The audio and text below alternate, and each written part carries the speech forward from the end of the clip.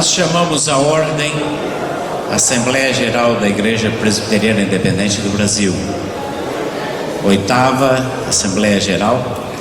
Queremos aproveitar para convidar os irmãos delegados que estão mais atrás, se quiserem chegar mais à frente, há assento disponível, uma vez que os assentos não são marcados. E os irmãos que estão em pé, que procurassem um lugar, nós vamos iniciar o nosso culto de adoração ao Senhor.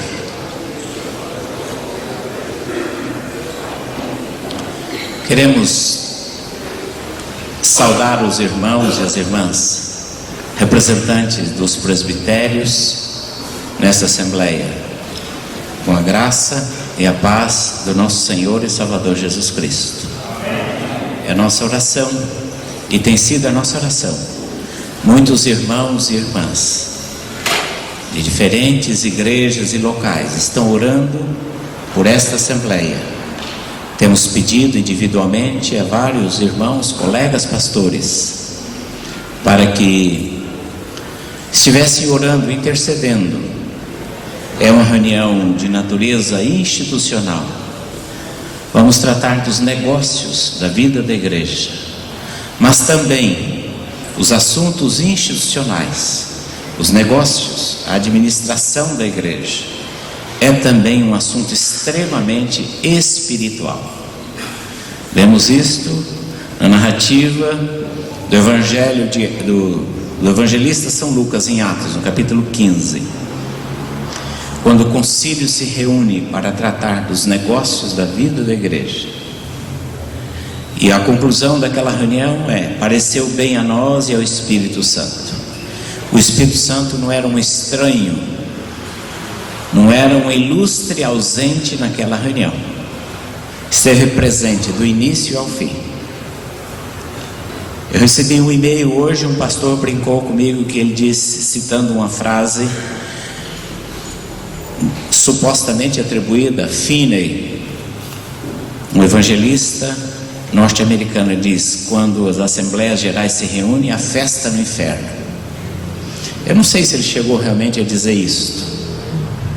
É possível que em algum momento isto tenha ocorrido, mas a nossa oração, que a nossa Assembleia seja um momento de júbilo, de alegria, de regozijo, de debates, porque é natural o debate, a divergência, as ideias diferentes, os pensamentos, as percepções diferentes daquilo que afeta a vida da igreja. Isso é perfeitamente normal, perfeitamente compreensível, mas sobretudo deve predominar a submissão à orientação de Deus e o desejo que o Espírito Santo esteja sempre presente, que o Espírito Santo não precise se retirar da sala, que o Espírito Santo em momento algum precise se retirar do plenário, que em momento algum o Espírito Santo precise se retirar das comissões, das nossas conversas, dos nossos debates, dentro e fora do plenário. Mas sobretudo que em tudo e por todas as coisas nós façamos as coisas para a glória de Deus, para o bem da igreja e sobretudo para que através das nossas vidas, as nossas igrejas, as nossas comunidades sejam abençoadas, sejam edificadas. É nesse espírito que nós queremos iniciar esta Assembleia.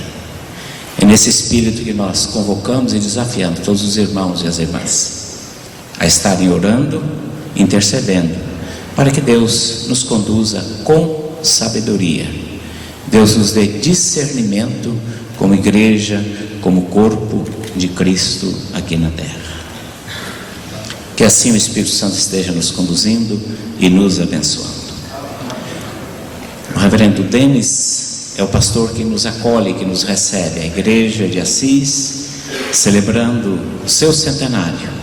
Uma igreja histórica, uma igreja que tem uma história dentro da IPI, e que em muitos momentos a história da IPI se confunde com a história da igreja de Assis, pelo seu envolvimento, pela liderança e por gestos desta igreja na caminhada da nossa denominação.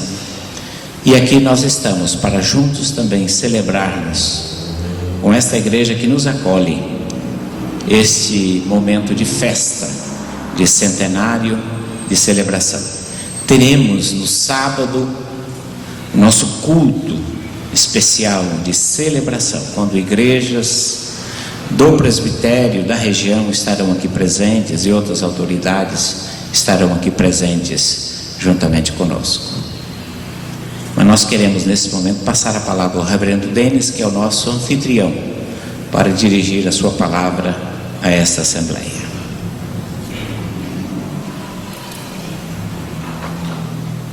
Antes, porém, do reverendo Denis ter a palavra, quero convidar o reverendo Flávio, que é o secretário executivo do presbitério de Assis, para que também tome assento à mesa, por favor.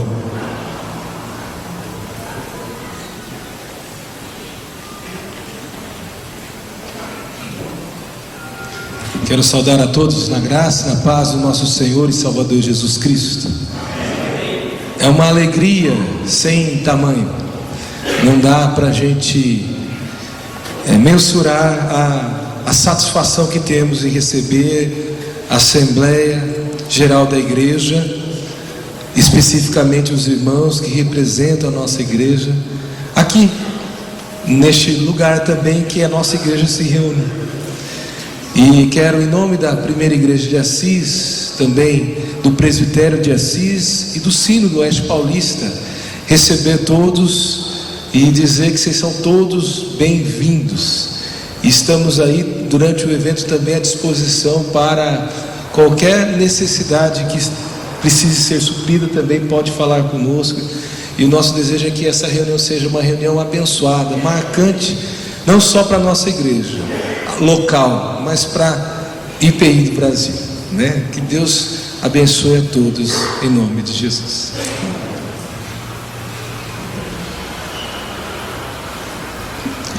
Eu convido os irmãos e irmãs a que se coloquem em pé e acompanhemos em nosso caderno a página 6. Acompanhemos a leitura bíblica alternada do Salmo 149.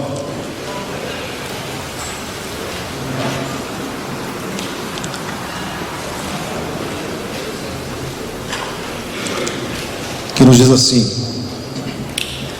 Aleluia, cantai ao Senhor um novo cântico e o seu louvor na Assembleia dos Santos.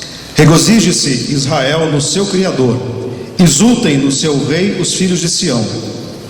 Louvem o nome com flautas, cantem salmos com a luva. Porque o Senhor se agrada do seu povo e de salvação adorna os humildes.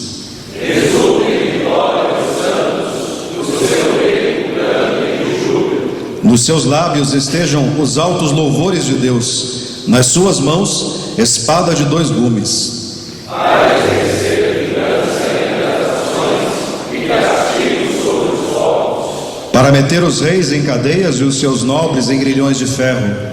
Para executar com lei a sentença escrita, o que será honra para todos os seus santos. Aleluia. Amém. Cantemos com alegria.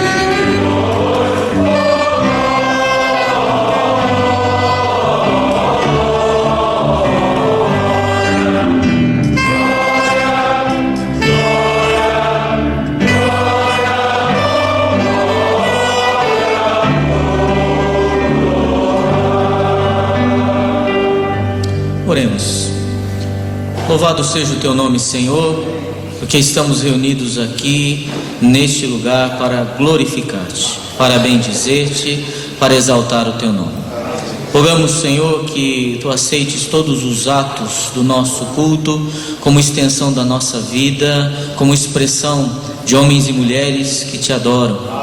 Portanto, Senhor, toma conta das nossas vidas e de todo o andamento, não só deste culto, mas desta assembleia, para que em tudo o teu nome seja exaltado e glorificado. Oramos assim, em nome de Jesus. Os irmãos e irmãs podem assentar-se.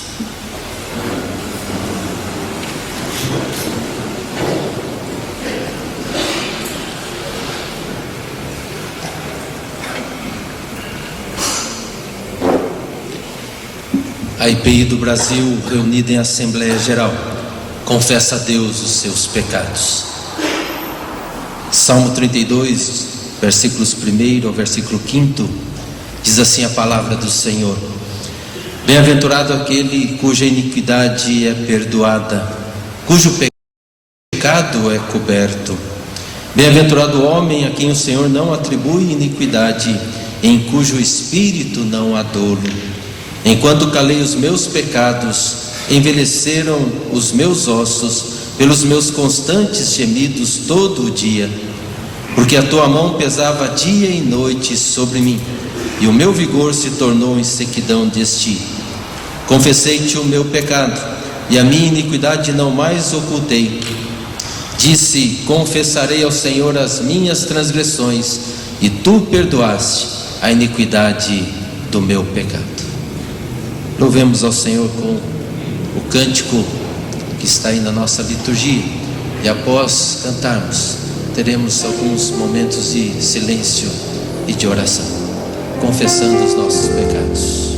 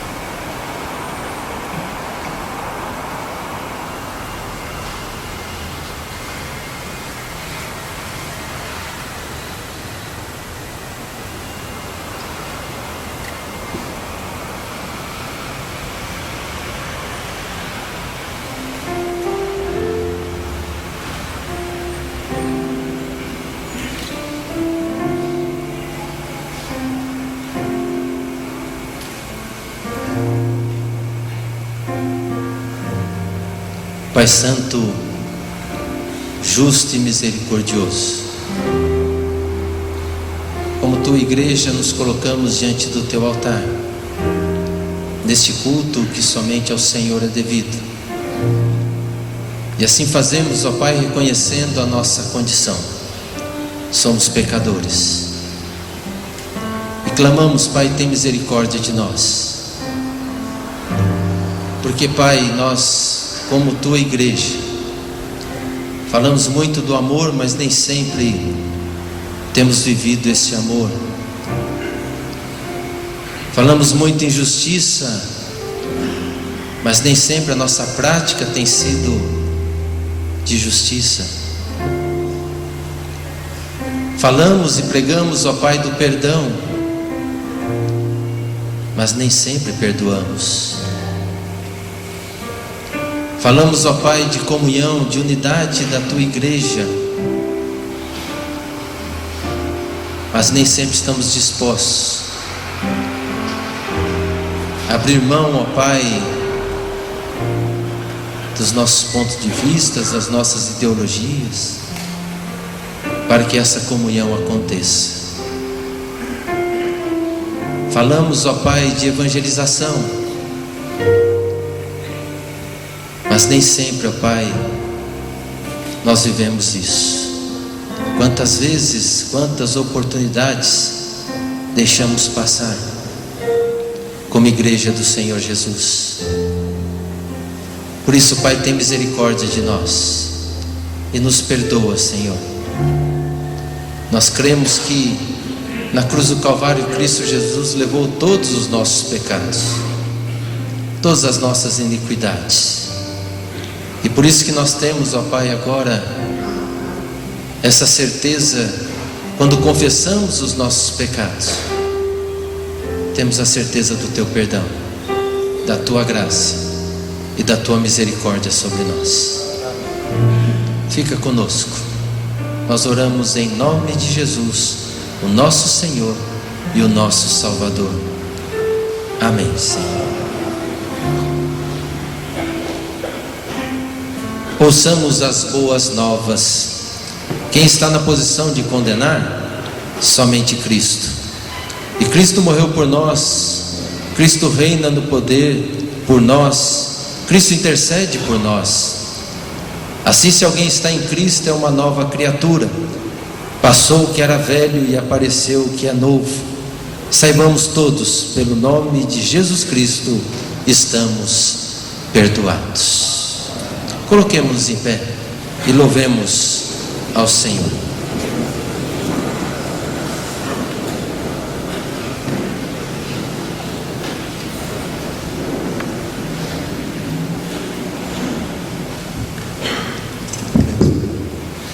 Vamos declarar a grandeza do nosso Senhor. Vamos louvar e agradecer pela sua graça e a manifestação dela nas nossas vidas.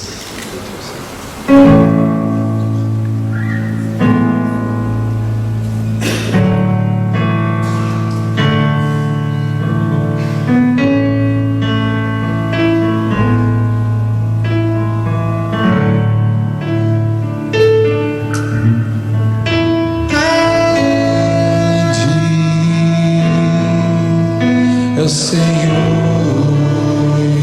digno de louvor, na cidade do nosso Deus, eu santo, da noite, a alegria de louvar.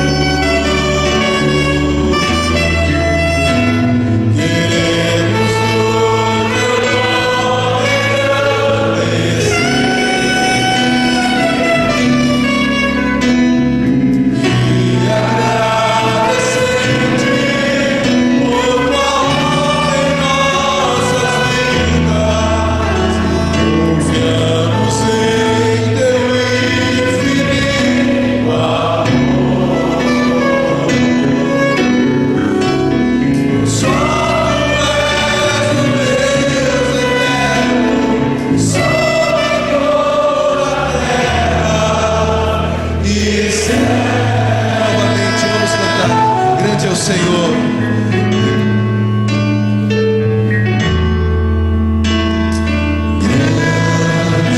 Tu és grande, Senhor. É o Senhor.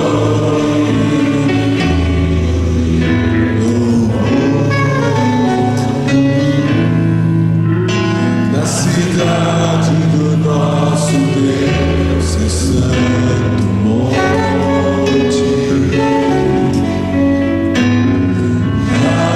Alegria de Tu és a nossa alegria, Senhor.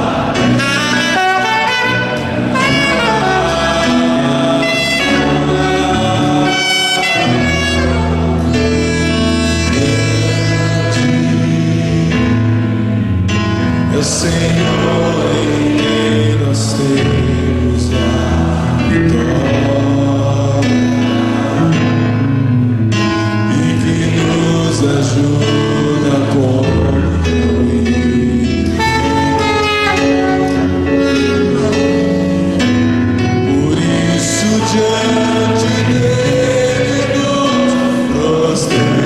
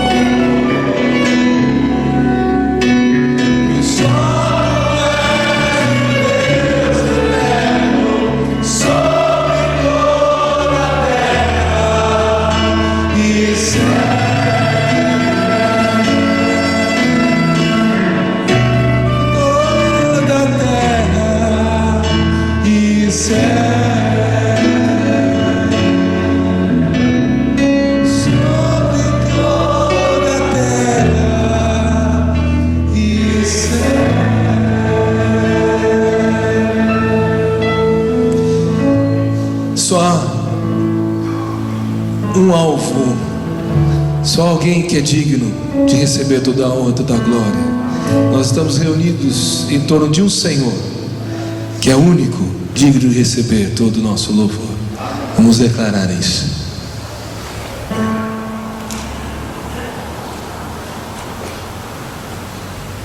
Ao único.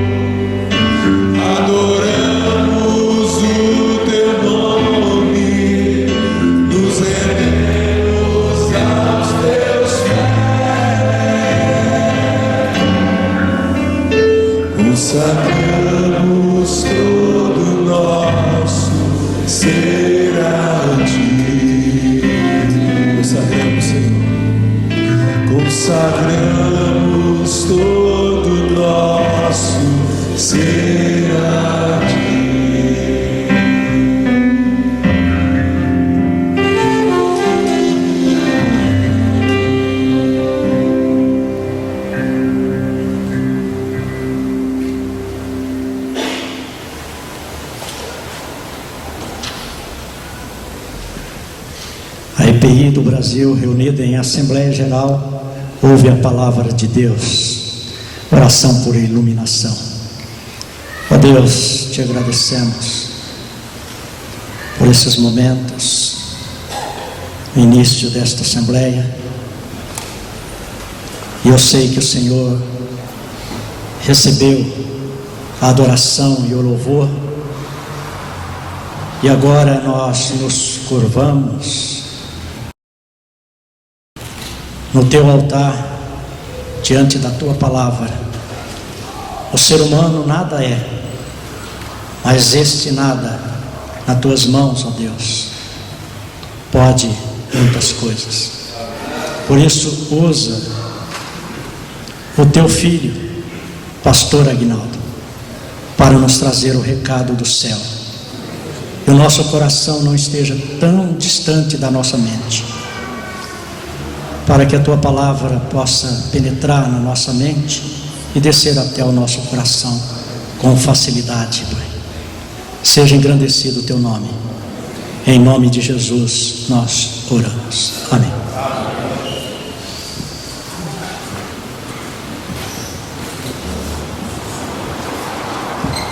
Os irmãos podem se assentar. Irmãos e irmãs,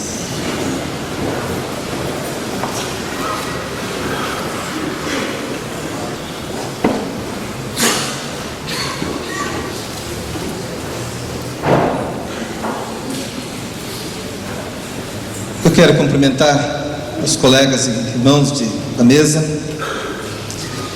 de maneira especial nosso presidente, reverendo Áureo, agradecer pelo privilégio da confiança desta hora em trazer a palavra de Deus na abertura desta 8ª Assembleia Geral.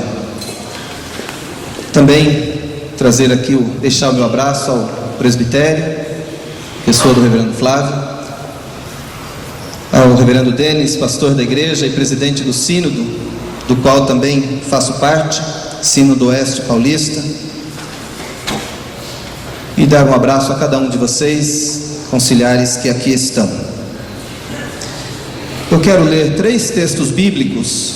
O primeiro deles está, os 3 textos no Novo Testamento.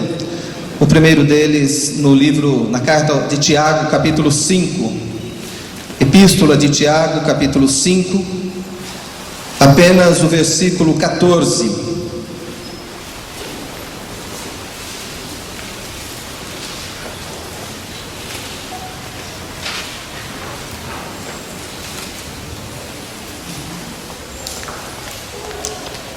Tiago 5,14 diz assim: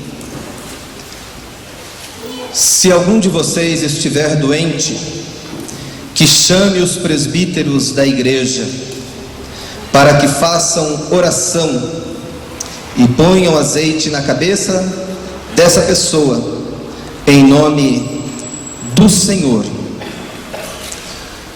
O segundo texto está em Atos dos Apóstolos, capítulo 15. Nosso presidente já fez menção deste texto. Vamos ler os versículos 1 a 6 e em seguida o 22. Atos 15:1 diz assim: a reunião em Jerusalém. Alguns homens foram da região da Judéia para a cidade de Antioquia e começaram a ensinar aos irmãos que eles não poderiam ser salvos se não fossem circuncidados, como manda a lei de Moisés. Paulo e Barnabé não concordaram e tiveram uma discussão muito forte com eles a respeito disso. Aí foi resolvido que Paulo e Barnabé e mais alguns irmãos fossem para Jerusalém, a fim de estudar esse assunto com os apóstolos e os presbíteros da igreja. Então a igreja de Antioquia mandou que eles fossem. Eles passaram pelas regiões da Fenícia e da Samaria, contando como os não-judeus estavam se convertendo a Deus, e todos os irmãos ficaram muito alegres com essa notícia. Quando chegaram a Jerusalém, foram recebidos pela igreja, pelos apóstolos e pelos presbíteros, e lhes contaram tudo o que Deus havia feito por meio deles. Mas alguns membros do partido dos fariseus, que também haviam crido, se levantaram e disseram: os não-judeus têm de ser circuncidados e têm de obedecer à lei de Moisés. Então os apóstolos e os presbíteros se reuniram para estudar o assunto. Versículo 22. Então os apóstolos e os presbíteros, com o apoio de toda a igreja, resolveram escolher alguns homens e mandá-los para Antioquia com Paulo e Barnabé. Os escolhidos foram Judas, chamado Barsabás, e Silas. Esses dois homens eram muito respeitados pelos membros da igreja. E finalmente no capítulo 20, apenas o versículo de número 17.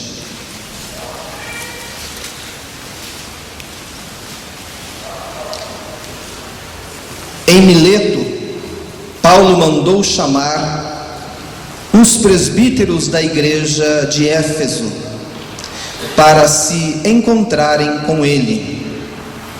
Mandou chamar os presbíteros da igreja de Éfeso para se encontrarem com ele.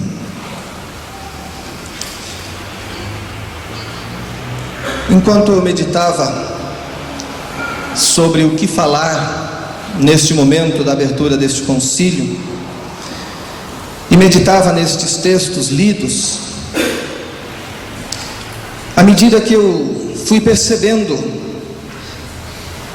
a presença de pastores ou de apóstolos e presbíteros juntos, eu me lembrei de um livro de Antônio Cândido, um grande sociólogo já falecido, chamado Os Parceiros do Rio Bonito. E Antônio Cândido procura neste livro traçar o perfil do caipira paulista. Não o caipira de uma forma pejorativa, né? Mas ele faz ali uma análise sociológica e com um certo enfoque antropológico. E ele toma então como base a organização social e econômica dos habitantes da cidade, ou da antiga cidade de Rio Bonito, hoje chamada de Bofete. Cidade esta que foi o berço de vários presbiterianos independentes ilustres, como o reverendo Abival, que já foi presidente deste concílio, reverendo Leonildo e outras famílias, e de tantas famílias que formaram a base da IPI do Brasil. Antônio Cândido, ao falar sobre essa saga dos caipiras paulistas, ele diz que muitos desses caipiras foram para cidades grandes, foram principalmente para São Paulo. E ele diz que São Paulo foi um destruidor, ou um grande exterminador de caipiras. Porque à medida que o caipira foi sendo integrado nesta grande metrópole, ele foi perdendo a sua identidade e ele também foi sendo marginalizado. Nós, como presbiterianos independentes, Eu creio que temos muito a ver com esta cultura caipira. Talvez não seja errado dizer que nós somos uma igreja genuinamente caipira. E à medida que a gente percebe que também houve no interior dos estados, porque o caipira, ele não existe, esse tipo de caipira que Antônio Cândido fala, ele não existe apenas no interior paulista. Nós encontramos o caipira em boa parte do Paraná, boa parte de Minas Gerais, boa parte do Mato Grosso, tanto do sul quanto Mato Grosso, e até mesmo em Goiás. E muitas das famílias e pessoas, membros das igrejas, das nossas igrejas, foram para os grandes centros, de maneira especial São Paulo.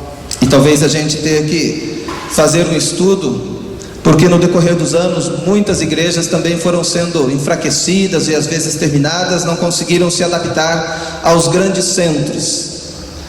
Mas o que chama atenção é essa questão, então, da parceria, do caipira, do meieiro, daquele que tira a sua vida da terra, daquele que depende daqueles que moram na mesma colônia, ou dependiam daqueles que moravam no mesmo bairro rural. Havia uma integração social e econômica entre os moradores dos bairros rurais dessas regiões. E eu quero então refletir com os irmãos e irmãs nesta noite sobre a questão da parceria que todos devemos realizar no trabalho missionário, enquanto realizamos a nossa missão confiada por Deus. Eu creio que nestes 2000 anos de história da igreja, esse trabalho missionário, ele sempre foi realizado em parceria entre os membros do próprio colégio apostólico, como Pedro e João, parceria entre as igrejas e os apóstolos, a igreja de Jerusalém, a igreja de Antioquia, são igrejas parceiras que enviaram missionários, e outros missionários e apóstolos como Paulo, Barnabé e Silas, João Marcos e Barnabé. Enfim, temos aí uma série de relatos no Novo Testamento dessas parcerias que foram acontecendo. Também encontramos parceria que, na verdade, é a base da igreja cristã no Novo Testamento. Quando a gente vai lendo as cartas paulinas, nós vamos percebendo que o trabalho sempre era feito em parceria. E nós herdamos isto, nós reformados herdamos essa tradição de um trabalho sendo realizado em parceria. A nossa história, enquanto presbiterianos independentes, nasce dessa parceria. 7 pastores e 15 presbíteros, na noite de 31 de julho, eles sonharam e começaram uma igreja. A história registra que muitas dessas parcerias foram coroadas de êxitos. É claro que também muitos conflitos aconteceram no decorrer desta caminhada, e isto é perfeitamente compreensível. A IPI do Brasil, ela pertence ao ramo reformado e recebeu também essa prática da parceria como herança. E não podemos deixar então de apontar que muitas vezes essa parceria, pastor e presbítero, tem sido uma parceria positiva. No entanto, muitas vezes uma parceria conflituosa, uma parceria até mesmo explosiva, podemos assim dizer. E eu quero então exatamente tentar conversar com os irmãos nesta noite sobre isto. É uma questão que nós precisamos encarar, que nós precisamos discutir. E às vezes nas minhas andanças pela IPI do Brasil, eu tenho ouvido muitos reclamos das dificuldades de entendimento, de caminhar juntos, pastor e presbítero. Alguém disse certa vez que às vezes a caminhada de pastor e presbítero muitas vezes lembra-se mais um UFC, o UFC presbiteriano. Parece que é mais uma luta de ringue, vendo quem ganha, quem sai vitorioso, quem sai inteiro dessa briga. E E a gente precisa, muitas vezes, abaixar a guarda, reconhecer que temos errado nesta caminhada. E quando estamos reunidos num concílio como este, é um momento talvez oportuno, à medida que pastores, pastoras, presbíteras, presbíteros se reúnem, representando suas regiões, trazendo suas demandas, discutindo questões que haverão de influenciar as nossas igrejas. Isso nós fazemos juntos. E é preciso que haja confiança mútua, não somente aqui nos concílios ou nos concílios inferiores, mas também no dia a dia, na vida da igreja, quando cuidamos do nosso rebanho. E eu tenho percebido então este certo clamor para que a gente possa tentar trabalhar e melhorar um pouco isto, e eu creio que isso é possível. E quando nós encontramos em Tiago esta expressão, Tiago orientando, à medida que alguém estivesse doente, era para chamar os presbíteros da igreja. Os presbíteros eram convidados para estar ali presentes. Os presbíteros eram trazidos, eram convidados para estar juntos, para acompanhar, à medida que houvesse alguma necessidade. Então eu quero começar com esse texto e dizendo que pastores e presbíteros, em primeiro lugar, são chamados para atender as demandas cotidianas do povo de Deus. Nós temos um chamado, há um chamado de Deus para o ministério. Pastor é presbítero, e nós, como presbíteros, seja regente ou seja o presbítero docente, nós temos um chamado, e o nosso trabalho só pode ser realizado com base nesse chamado e também mediante a autoridade daquele que nos chamou. O texto fala que era para chamar os presbíteros no momento da enfermidade, no momento da dor, no momento de uma necessidade de alguém da igreja. Além do ministério da misericórdia, eu creio que nós, pastores e presbíteros, devemos atuar juntos em quase todas as áreas da vida ministerial. As demandas rotineiras da igreja são muitas, e nós, pastores, não devemos ter ciúmes. Não devemos ter ciúmes quando os presbíteros realizam aquilo que muitas vezes achamos que é a nossa reserva de mercado. Há pastores que entendem que certas coisas é reserva de mercado, e às vezes nós criamos aí uma barreira.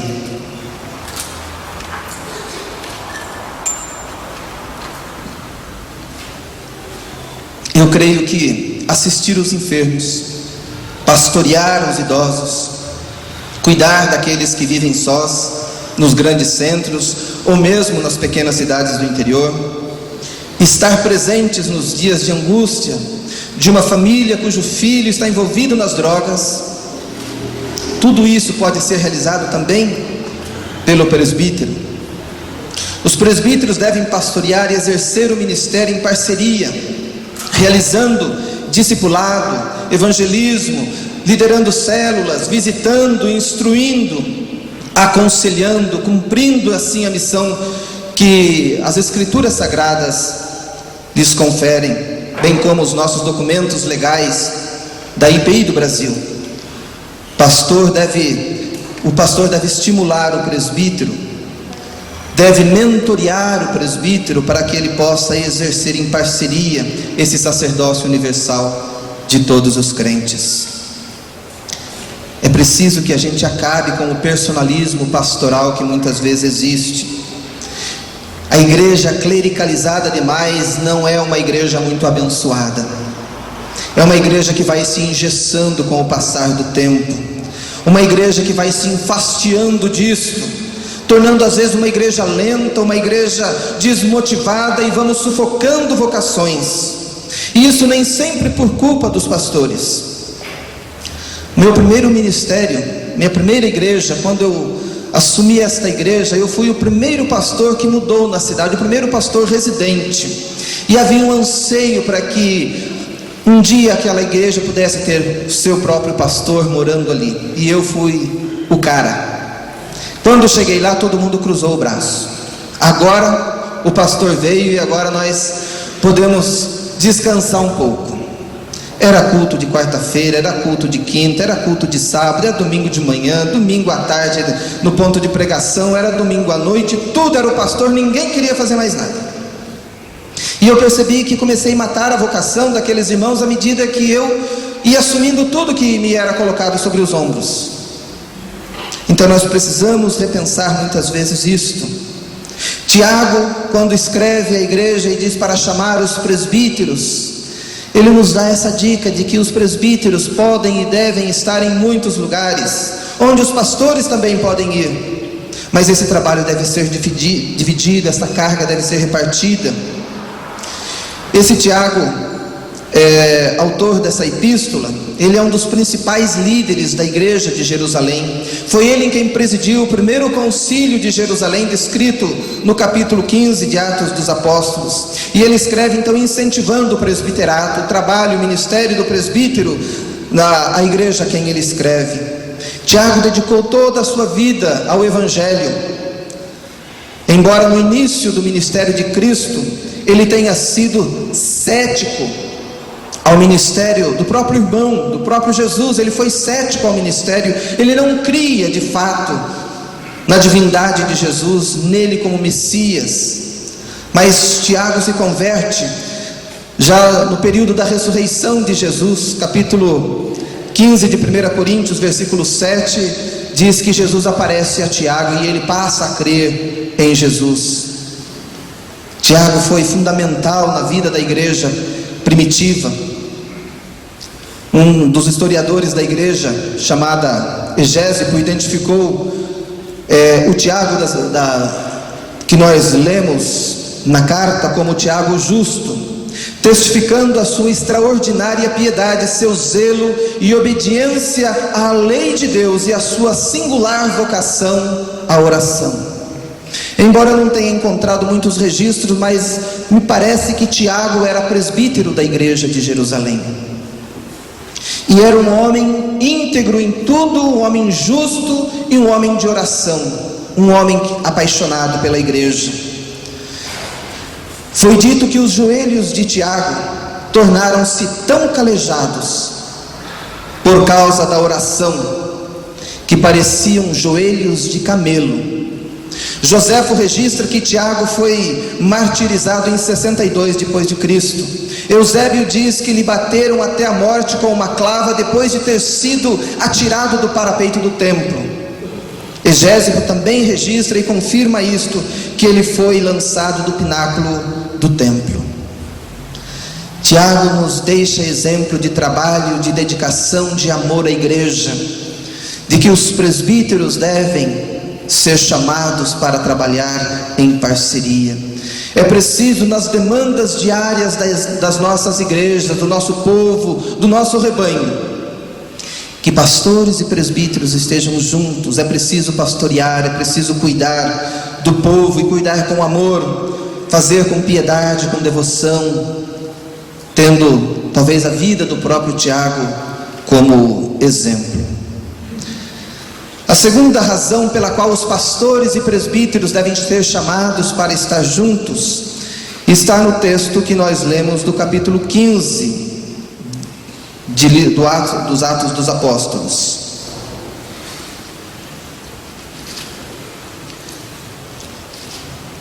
E neste capítulo 15 nós compreendemos que pastores e presbíteros são chamados para decidir sobre questões importantes, diríamos aqui, de cunho teológico da vida da igreja.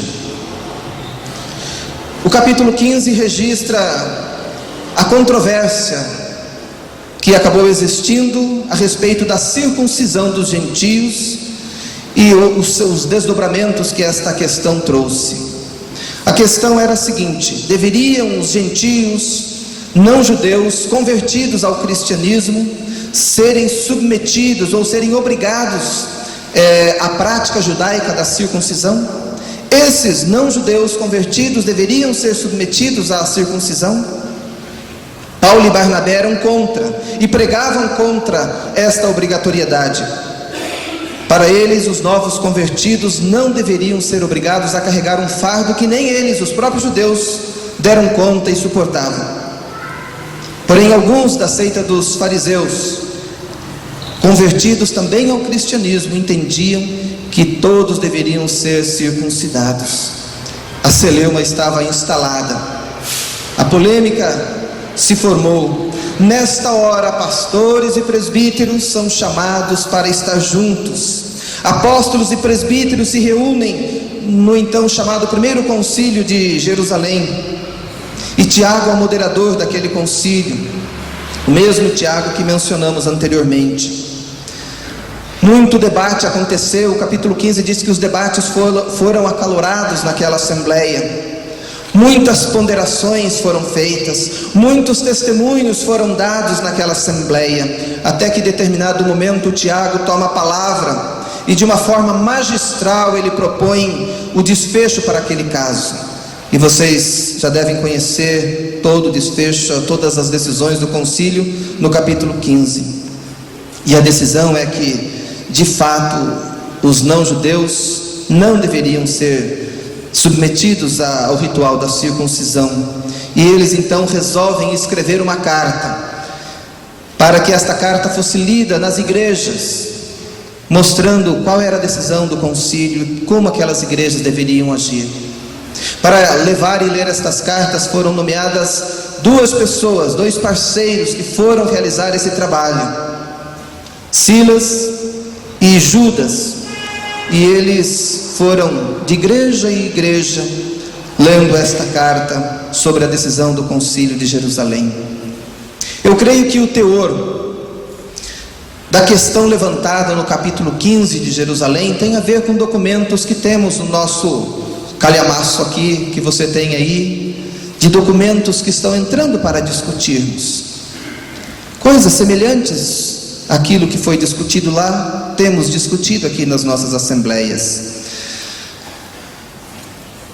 Ao meu ver, aqui em Jerusalém, duas questões foram fundamentais para que a decisão daquele concílio chegasse a um bom termo, sem maiores traumas para a vida da igreja nascente. A primeira questão fundamental para que aquele concílio, apesar da dificuldade do tema, encontrasse um caminho positivo, foi o relatório apresentado. O relatório trazido pelos missionários, principalmente por Paulo e Barnabé, era um relatório substancial. Os missionários chegaram dos campos trazendo fatos incontestáveis. Deus estava agindo no meio dos não-judeus. Vidas estavam sendo salvas. A colheita era farta. O caráter de Cristo estava sendo impresso em vidas que se convertiam à medida que ouviam o Evangelho de Cristo. Paulo e Barnabé tinham relatos fartos de sinais e maravilhas que Deus estava realizando, conforme descreve o versículo 12. E eu creio, queridos irmãos, que um dos problemas nossos, enquanto IPI do Brasil, é que os relatórios que trazemos a esta Assembleia Geral, geralmente não são tão fartos, às vezes pífios, vergonhosos, e por isso discutimos tanto e às vezes temos dificuldade de chegar a um consenso. Diferente daquilo que acontecia em Jerusalém. Eu lembro do reverendo Antônio de Godoy Sobrinho, de saudosa memória, e ele usava sempre uma expressão que dizia, e um ditado popular que diz: casa onde falta pão, todos brigam e ninguém tem razão. E às vezes as nossas brigas é porque os nossos relatórios são magros, tem uma fartura danada, né? Farta número ali, né? No dizer do caipira. E a gente precisa pensar muito sobre isso. Nós precisamos de resultados concretos. O nosso problema não é de formação, muitas vezes, não é de titularidade, não é de quantidade de água que usamos para batizar, se muita água ou pouca água, se corpo inteiro ou sem entrar com o corpo na água. O nosso problema está nos nossos resultados. E eu creio que ficamos lembrando, principalmente nesse período de julho, da Igrejinha dos Milagres. A igrejinha que temos na memória, na mente, que a história nos conta, uma igreja que crescia, e os outros diziam: ó, como ela cresce. Parece que isso ficou no passado. Parece aquele período em que Gideão foi chamado, e Gideão questiona quando ele recebe esse chamado. Juízes 6:13, Gideão diz: se o Senhor está com o nosso povo, por que está acontecendo tudo isso com a gente? Onde estão aquelas coisas maravilhosas que os nossos antepassados nos contaram, que o Senhor acostumava fazer quando nos trouxe do Egito? Ele nos abandonou e nos entregou nas mãos dos midianitas. É preciso ter esse cuidado de não ficarmos apenas no saudosismo. É preciso termos consciência de que os nossos relatórios devem ser mais densos, cheios de resultados, de testemunhos, de vidas que estão sendo salvas. Eu creio que com certeza isso tem acontecido, mas isso deve ser e pode ser muito melhor. Não podemos ser uma igreja que se reconhece apenas olhando pelo retrovisor da história. Não podemos ser uma igreja que apenas tem uma história bonita e inspiradora. Eu creio, e creio piamente, que o nosso futuro é maior do que o nosso passado. Creio que o nosso amanhã é melhor do que hoje, e nós temos que trabalhar e sonhar com isto. As promessas das Escrituras nos levam a crer numa igreja movida pela força do Senhor da igreja, e devemos continuar marchando, caminhando, pregando, falando, trabalhando em parceria, levando bem alto o pendão real que o Senhor nos concedeu enquanto presbiterianos independentes. A segunda razão que eu acho que foi fundamental para que não houvesse tanto trauma ali na igreja, na decisão do concílio de Jerusalém, foi a questão da sintonia do Espírito Santo. O versículo 28 diz: pareceu bem ao Espírito Santo e a nós. E então eles tomaram aquela decisão. Havia uma sintonia fina entre os membros daquela assembleia com o Espírito Santo. Os conciliares não agiram por ímpeto pessoal, não se apegaram tão somente ao tradicionalismo, não priorizaram apenas as suas verdades, suas ideias pessoais. Aqueles homens foram sensíveis à voz do Espírito Santo, conseguiram perceber que Deus estava agindo de uma maneira diferente no meio dos não-judeus que estavam se convertendo, que Deus estava agindo fora dos limites da Palestina. Não é possível, irmãos e irmãs, fazer missão, principalmente missões transculturais, sem a predisposição de romper com práticas legalistas, de romper com costumes arcaicos muitas vezes. Não é possível fazer a missão do Senhor sem a certeza de que o vento do Espírito sopra quando quer, onde quer e da forma que quer. Daí a importância dos parceiros na nossa missão, estarmos afinados, ter os mesmos propósitos, sonhar juntos, orar juntos e buscar juntos a orientação do Espírito Santo de Deus. Não podemos ter medo do Espírito Santo. O Espírito Santo, ele vem para nos dar direção, para nos dar discernimento, para nos dar sabedoria, para mostrar o caminho, e não podemos ter medo do Espírito. Por isso, vamos deixar o nosso coração aberto à ação do Espírito Santo também nos dias que virão pela frente, quando estaremos trabalhando, discutindo sobre assuntos às vezes árduos desta assembleia. Que seja o Espírito Santo, mais do que o reverendo Áureo, quem modere esta reunião. A terceira parte da nossa mensagem, que está no capítulo 20, eu entendo que os pastores e presbíteros são chamados quando as incertezas e angústias invadem a alma. O capítulo 20, versículo 17, fala que Paulo manda chamar os presbíteros da igreja de Éfeso para se encontrar com ele. Os versículos 22 e 23 dizem assim: agora eu vou para Jerusalém, Paulo dizendo, obedecendo ao Espírito Santo, sem saber o que vai me acontecer lá. Sei somente que em todas as cidades o Espírito Santo me tem avisado que prisões e sofrimentos estão me esperando. Paulo está retornando da sua terceira viagem missionária. Ele está finalizando esta terceira viagem. E Paulo havia experimentado muita coisa boa naquele período em que esteve fazendo a obra do Senhor por muitas e muitas cidades. Lucas relata que de maneira poderosa a mensagem do Senhor era anunciada e se espalhava cada vez mais. Atos 19, 20. E Paulo, no seu retorno para Jerusalém, ao chegar em Mileto, diz que Paulo estava com pressa e que ele queria chegar em Jerusalém antes da festa de Pentecostes, mas mesmo assim ele entendeu que era importante parar e ficar ali e chamar da cidade de Éfeso os presbíteros para estar com ele. De Mileto a Éfeso são cerca de 50 quilômetros, cerca de um dia de caminhada. Eles gastariam um dia, talvez teriam que pegar um barco, fazer caminhada ou só de barco. Aqueles homens, aqueles presbíteros, mesmo com todas as dificuldades daquela época, não puseram empecilhos para estar com Paulo. Eles foram até onde estava Paulo, a distância não foi problema, os seus afazeres diários, seus compromissos, a agenda, o cansaço, nada disso foi empecilho para que eles pudessem estar juntos com o pastor, com Paulo.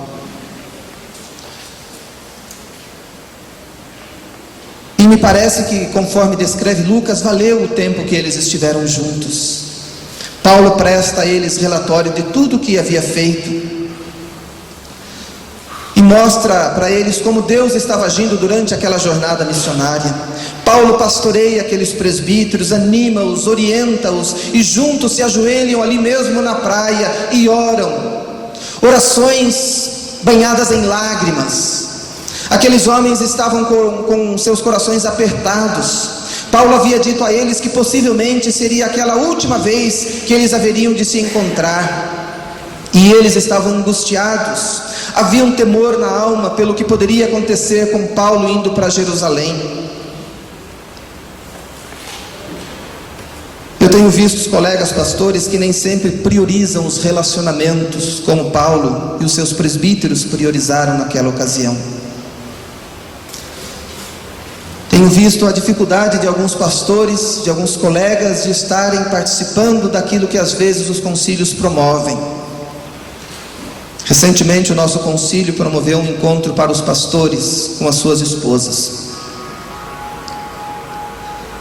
O presbitério pagava a diária do hotel para o pastor e a igreja local para a esposa do pastor. E tem pastor que não foi e não disse por que não foi. Encontros que fazemos às vezes para estar juntos, como um refrigério.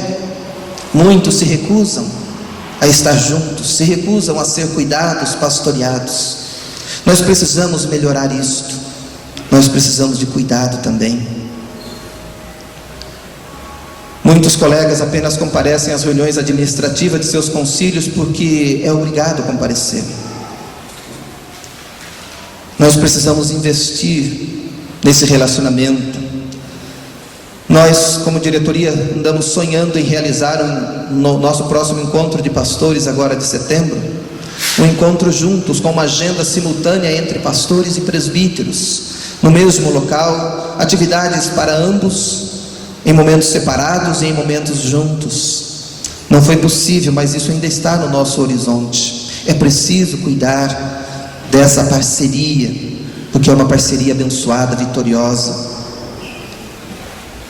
Devemos estar juntos para dobrar os joelhos, para orar quando a luta vem, quando a crise vem, buscar a face do Pai, buscar a orientação do Espírito Santo.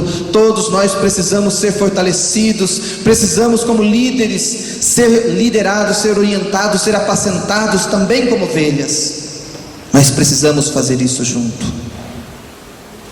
enquanto eu meditava e preparava esta meditação, já em torno de meia-noite, um colega pastor me manda uma mensagem: acabei de sair da reunião do presbitério e fui despedido. E eu perguntei: mas qual o motivo? Sem motivo. Disseram que a igreja há muito tempo não estava tão bem, mas já é tempo de trocar o pastor. E ele ali dizendo que a gente já estava preparado para isso mesmo. Sempre a vida do pastor é assim mesmo, tem que estar preparado para esses reveses, para essas situações. Eu tenho visto atitudes de muitos conselhos, de muitos presbíteros, que às vezes se entendem como patrões, como chefes, e os pastores são os empregados. Eu pastoreei uma igreja certa vez, na primeira reunião do conselho, quando assumi a igreja, um dos presbíteros começou a relatar sobre a vida do pastor anterior, que havia ficado muitos anos, e dizia que ele havia tido um ministério excelente. O outro presbítero disse: não fez mais do que obrigação, ganhava para isto. E eu criei um inimigo ali na primeira reunião do conselho, porque eu discordei daquele irmão e disse: o senhor não sabe o que é ministério, meu irmão. Nós não somos empregados da igreja. E às vezes a gente tem percebido que essa parceria é conflituosa demais, pela forma como às vezes nós somos, como é conduzido o ministério. Alguém disse: o pastor precisa de 4 a 5 anos para a sua formação, mais 1 ano de licenciatura para depois ser ordenado. E às vezes o presbítero, sem um trabalho de base, ele se torna então líder da igreja e não está devidamente preparado para as decisões que haverá de tomar. E nós precisamos pensar com carinho sobre isto. Há muitas igrejas que trabalham, que treinam líderes para que eles possam assumir o presbiterato, mas nem todas têm esta mesma visão. E às vezes são assuntos tão pequenos, tão mesquinhos, que tomam tempo e fazem com que haja feridas nos relacionamentos entre pastor e presbítero. Eu lembro também de uma vez que, ao assumir esta mesma igreja, a correspondência da igreja vinha para a caixa postal. E outras igrejas também da região recebiam a correspondência na mesma caixa postal. E eu disse para o secretário do conselho: eu gostaria de uma cópia da chave da caixa postal, porque a correspondência do pastor, geralmente eles colocavam na mesma caixa da igreja, para pegar as minhas correspondências particulares. Ele me disse: pastor, não, melhor não. É uma questão de responsabilidade, sabe, pastor? Porque eu pego de outras igrejas e vai que some alguma coisa, é melhor ficar só com uma cópia. Eu falei: mas o pastor anterior me disse que ele tinha uma cópia. Ah, mas ele estava aqui há muitos anos. Estou chegando. Aguentei 1 ano sem a chave. Aí, no final do ano, me atrasou uma correspondência. Eu dava aula no estado e atrasou uma correspondência. Eu falei: irmão, olha, mas não foi culpa minha, não sei o que aconteceu. Eu falei o seguinte: dá uma chave para mim. Não, pastor, melhor não. Eu conversei com o vice-presidente do conselho. Eu falei: eu estou passando uma situação aqui que é desagradável, mas eu quero conversar com você me ajuda. Contei a história para ele. Ele falou: olha, pastor, eu não vou tomar partido não. Ele é meu cunhado e ele não está muito bem com a esposa. Pode ser que eu vá falar, ele vai interpretar outra coisa. Eu não vou me meter nessa história, pastor. Quem já aguentou 1 ano, aguenta 2. Fiquei mais 1 ano sem a dita chave. Sonhava toda noite com ela. Aí atrasou de novo uma outra correspondência. Eu falei: agora não tem mais jeito. Eu bati a mão e fiquei macho. Falei: eu levei o caso para o conselho, né? Claro, já tentei. Aí numa das reuniões do conselho apresentei o dito caso, mais grave do que o de Jerusalém lá, e contei a história. O dito presbítero disse assim: se os irmãos decidirem por dar a chave ao pastor, eu renuncio. Ele era tesoureiro e secretário do conselho. E eu disse: irmãos, o que vocês têm a dizer? Todos abaixaram a cabeça. Um olhava para o outro. Ninguém disse E eu tive que mudar de assunto, fui para o próximo assunto da pauta da reunião, mas não tive como continuar, porque ninguém dizia nada. E eu fiquei sem a chave. Acabou a reunião, 15 minutos depois, vários presbíteros me ligaram em casa. Nós éramos em 8 no conselho. Presbítero, pastor, mas que besteira, onde já se viu? Mas que criancice do fulano. Eu falei, por que o senhor não disse isso? Lá, não, pastor, a coisa é séria. Entre nós aqui o negócio é complicado, pastor. Segunda-feira, a reunião era domingo. Segunda-feira, eu fui lá no correio. Aí eu já era conhecido na cidade, né? E disse, o senhor pode me arrumar a chave que eu vou tirar uma cópia? Pastor, pois não. Eu fui lá, peguei as correspondências e fui lá na casa dele, assim, todos cheios, de peito estufado, né? Disse, eu fui pegar as correspondências, a sua parte está aqui. Entreguei para ele. Ele nunca me disse nada, nunca protestou. Tudo bem que aquele foi o último ano que eu fiquei na igreja. Mas, gente, isso não é piada não, viu? Isso é história verídica. Tá? Então, apenas para ilustrar que às vezes por questões tão pequenas a gente sai ferido, magoado. Então eu gostaria que nós estivéssemos com carinho pensando sobre isso. Pastores e presbíteros devem estar juntos na visitação, na oração, na solução dos conflitos, chorar com os que choram, se alegrar com os que se alegram, pode ir junto no churrasquinho, não tem problema, enfim, mas temos que estar juntos, repartir as cargas uns dos outros. Pastor e presbítero devem ser amigos, mais chegados que irmãos. Temos que ser parceiros na obra missionária. E nós temos na história da nossa igreja exemplos, muitos exemplos de parcerias frutíferas de pastores e presbíteros.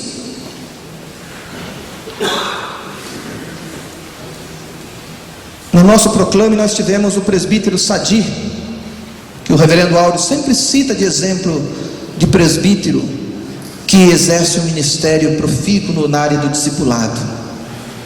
Exemplo bonito. Eu estou citando um caso, mas eu sei que são centenas de situações de irmãos e irmãs que exercem o presbiterato, que fazem isso com galhardia, com beleza. Esta igreja, primeira igreja presbiterana independente de Assis, que completa agora 100 anos, é uma igreja que tem uma história bonita. O reverendo Azor um dia disse que gostava muito de ler a história da Antioquia da Síria, na Bíblia, e ele sonhava então que esta região viesse a ser a Antioquia da Sorocabana, como veio a ser conhecida naquela época. E ele diz no seu livro, Memórias de Minha Vida, que ele trabalhou muito para que isso pudesse se tornar realidade. E neste mesmo livro ele cita as parcerias que aconteceram nesta igreja. Ele cita o caso do presbítero Mário Amaral Novaes, que foi presbítero por muitos anos, e ele teve uma classe de escola dominical por mais de 55 anos. Era a classe da escola dominical mais frequentada. O reverendo Denis diz que muitas vezes essa sala se reuniu ali na galeria.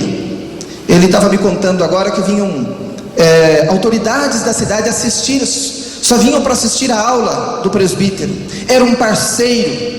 E o reverendo Azor cita este exemplo bonito de um presbítero que amou a igreja, que serviu a igreja de uma maneira que ficou marcado na história. E ele também fala neste mesmo livro como havia pastores e doutores no seio da igreja de Antioquia da Síria. Também do Senhor temos recebido esta inestimável bênção dos membros do conselho desta igreja, que nos ajudaram como presbíteros. Muitos depois exerceram o pastorado, embora não tenham feito curso teológico. E ele cita alguns exemplos. Gerson Pires de Camargo, parente do Ezequias, reverendo Amadeu Grotti, João Batista Ribeiro Neto. Cadê o João? Aqui. Está lá. É verdade isso? Pessoas que foram presbíteros nesta igreja e que depois foram influenciados, apaixonados, mentoreados e se tornaram pastores para assumir campos que estavam brancos para a ceifa e não tinham pastores naquela época. Parcerias frutíferas. É desta forma que a igreja, que a IPI cresceu e se fortaleceu, como parceria entre pastores e presbíteros, um incentivando o outro. Claro que problemas também existiam, mas nós precisamos resgatar isto. Eu sonho com uma igreja onde pastores e presbíteros terão uma relação muito mais madura e cristã do que se tem visto em muitos casos Brasil afora. É assim que olhamos para o futuro desta igreja, uma igreja de parcerias. Nós temos parcerias entre igrejas. Nós sonhamos agora com o projeto Natanael, que é um projeto de parceria, projeto Macedônia, que é um projeto de parceria, onde uma igreja pode apoiar e auxiliar a outra igreja. Nós temos parcerias com igrejas do Brasil e fora do Brasil. São parcerias, e os parceiros devem dar as mãos. Nem sempre os parceiros pensam iguais, nem sempre os parceiros têm muita afinidade em alguns pontos teológicos, mas são parceiros na obra do Senhor. Maior é o reino, maior é a causa.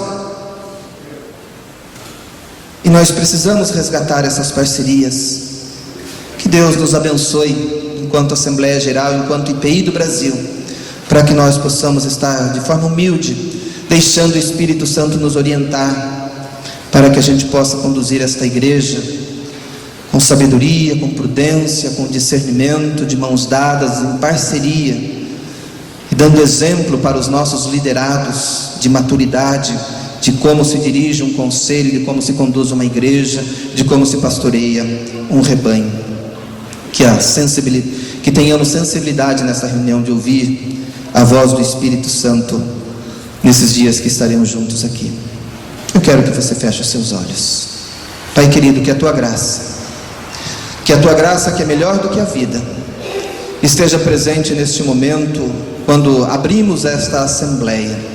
Esteja presente, Senhor, nos dias que virão, nas comissões, nos trabalhos, nos relatórios que serão apresentados, nas decisões que haveremos de tomar. Queremos, ó Deus, crer que o Senhor é quem vai conduzir, quem vai moderar esta assembleia. Que o teu Espírito nos dê essa sensibilidade, Senhor. Que o teu Espírito esteja conosco, que em todas as coisas possamos juntos dar um exemplo bonito para as nossas igrejas, para o nosso povo, que espera a volta dos seus delegados para saber as informações, as notícias daquilo que foi decidido nesta assembleia.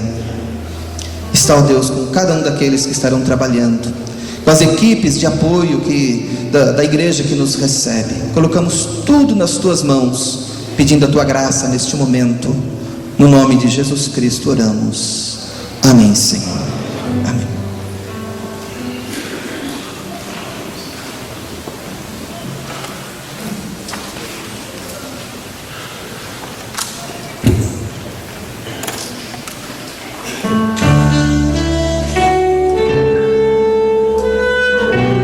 Coloquemos-nos em pé. Quero buscar e pedir ao Senhor do seu Espírito e seu amor, e na palavra vou refletir, pois suas ordens eu quero cumprir. Ó Senhor, vem me dirigir com fervor, quero te seguir para hoje e sempre te honrar e teu amor ao mundo mostrar. Quero louvar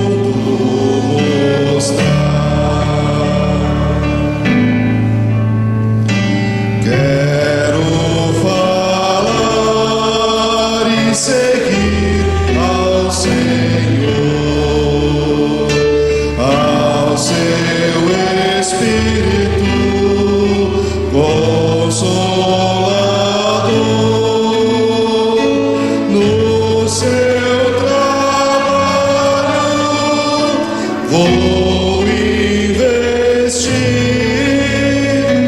e só a Ele amar e servir. Ó Senhor, vem me dirigir com fervor, quero te seguir para hoje e sempre te honrar e teu amor ao mundo mostrar.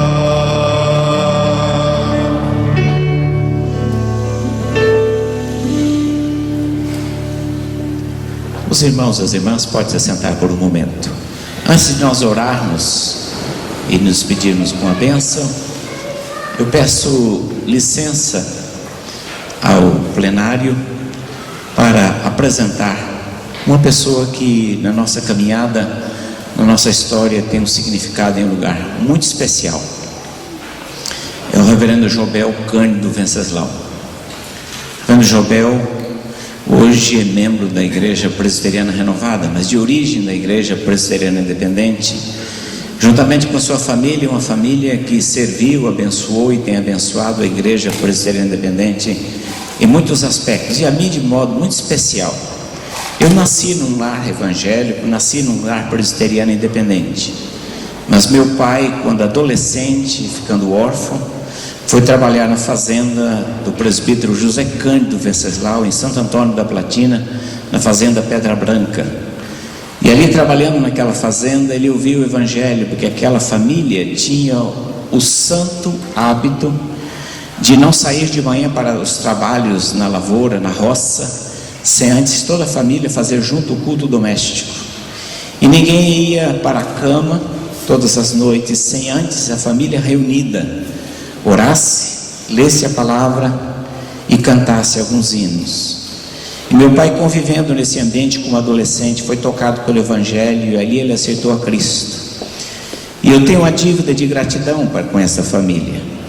Posteriormente, quando morava, eu não era aluno do Instituto Bíblico João Calvino, mas morava no colégio, estudava no colégio do chamado Colégio do Reverendo Godoy, João de Godoy. Lá nos encontramos, eu era adolescente, 13, 14 anos, o Reverendo Jobel estudava, fazia o Instituto Bíblico João Calvino, e ali convivemos com tantos outros pastores que hoje estão servindo a Igreja Presbiteriana Independente, que ali passaram e ali conviveram. Portanto, essa amizade que vem de longa data, e onde tivemos o privilégio desse reencontro depois de, eu não sei, mais de 40 anos que nós não nos víamos, tivemos o privilégio, juntamente com outros colegas, Reverendo Toniel, Reverendo Matias, de almoçarmos juntos e de relembrarmos histórias gostosas e agradáveis daquele tempo. Por isso faço essa menção especial e expresso de público reconhecimento, a gratidão a Deus pela vida e existência dessa família, que o Reverendo Jobel está aqui também, juntamente com seu filho, que faz parte da Igreja do Jardim Paulista, a nossa igreja aqui hoje. Eu não sei se tem mais algum outro membro da família aí? Não? Só o filho, né? Pode ficar em pé, Reverendo Jobel, e o filho, por favor, né? Muito obrigado, Deus abençoe. Receba a nossa gratidão, o nosso reconhecimento. Vamos orar com o Reverendo Denis. Nós teremos oportunidade de fazer a apresentação de outras pessoas que estarão nos visitando no momento oportuno. O Reverendo Denis vai orar e nós estaremos despedindo com a bênção, o amém tríplice, e depois nós temos alguns avisos muito importantes. Pediríamos que os irmãos, ninguém saísse antes desses avisos que são importantes para a nossa continuidade do nosso trabalho. Vamos colocar em pé. Senhor, nossa oração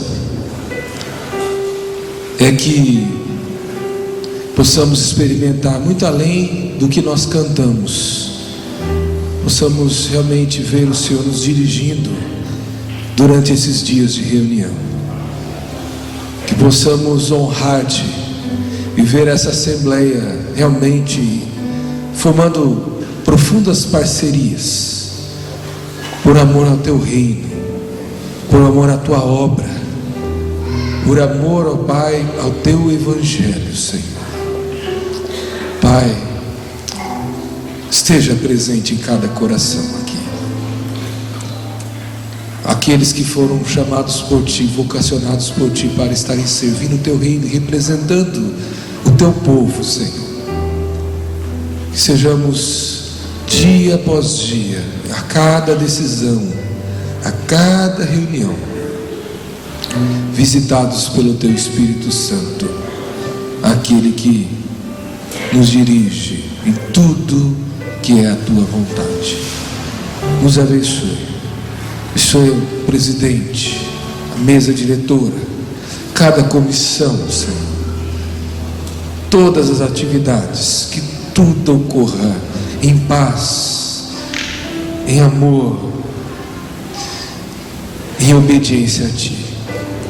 Em nome de Jesus, assim oramos. Amém. E que a graça maravilhosa do nosso Senhor e Salvador Jesus Cristo, o amor, o perdão de nosso Deus bondoso e eterno Pai, que a consolação, a unção, o poder do Santo Espírito seja sobre todos nós aqui reunidos e sobre toda a igreja de Cristo espalhada sobre a face da terra, hoje e para todos sempre. Amém.